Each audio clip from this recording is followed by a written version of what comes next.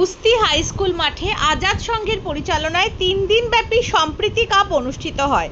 উপস্থিত ছিলেন ফুটবলার রহিম নবী, বিধায়ক গিয়াসউদ্দিন মোল্লা, এসডিপিও সাকিব আহমেদ, উস্তি থানার ওসি আসাদুল শেখ, শিক্ষাবিদ হাসেম মাস্টার, পূর্তের কর্মাধ্যক্ষ তৌসিফ ইসলাম, ক্লাবের সম্পাদক কামাল উদ্দিন মোল্লা। রহিম নবী আশ্বাস দেন এখানে ফুটবল একাডেমি করবেন। এছাড়া মহিলাদের একটি ম্যাচও অনুষ্ঠিত হয়।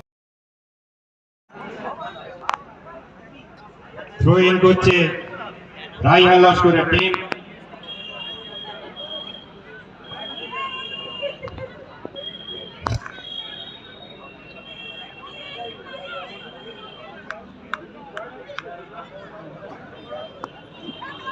বড় মাঠ হয়ে গেছে আমাদের জন্য, বড্ড না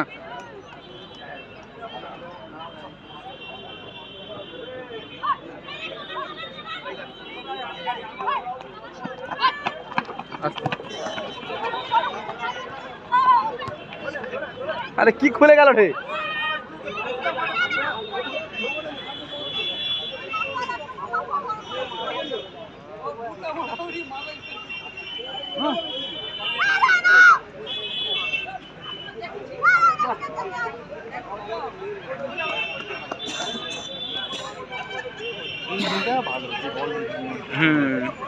টান আছে ভালো, ওর ছুটা।